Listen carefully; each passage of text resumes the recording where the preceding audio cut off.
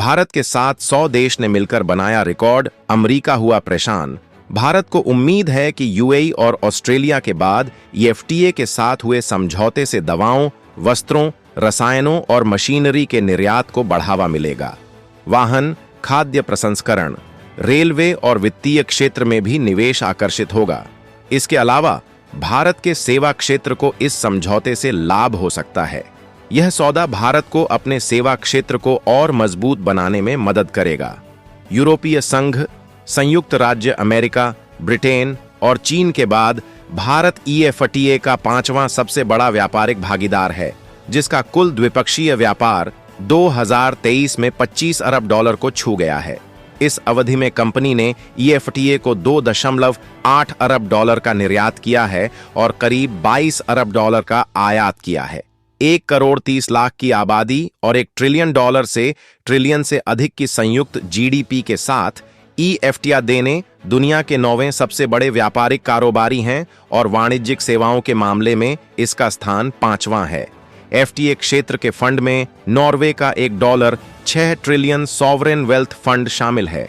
यह दुनिया का सबसे बड़ा पेंशन फंड है।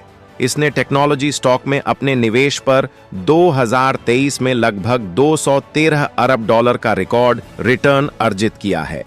भारत और ईएफटीए करार पर स्विस सरकार ने कहा है कि इससे स्विस मशीनरी, घड़ियों और परिवहन से जुड़े लग्जरी उत्पाद बनाने वाले निर्माताओं को लाभ होगा।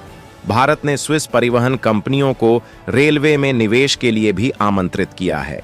यह समझौता ईएफटीए देशों को प्रसंस्कृत खाद्य और पेय पदार्थ, इलेक्ट्रिकल मशीनरी और अन्य इंजीनियरिंग उत्पादों को कम टैरिफ पर संभावित रूप से 1 अरब 40 करोड़ लोगों के बाजार में निर्यात करने का अवसर देता है। इस व्यापार समझौते से दवा और चिकित्सा उपकरण उद्योग को भी फायदा हो सकता है।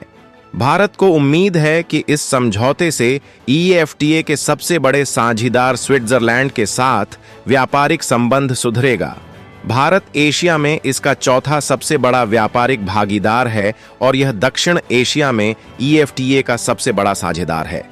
यूबीएस जैसे बैंकों के अलावा नेस्ले, होलसिम, सुल्जर और नोवार्टिस जैसी 300 से अधिक स्विस कंपनियां भारत में अपने कारोबार का संचालन करती हैं, जबकि दिग्गज भारतीय आईटी कंपनियां टीसीएस, इन्फोसिस और एचसीएल स्विट्जरलैंड में काम करते हैं।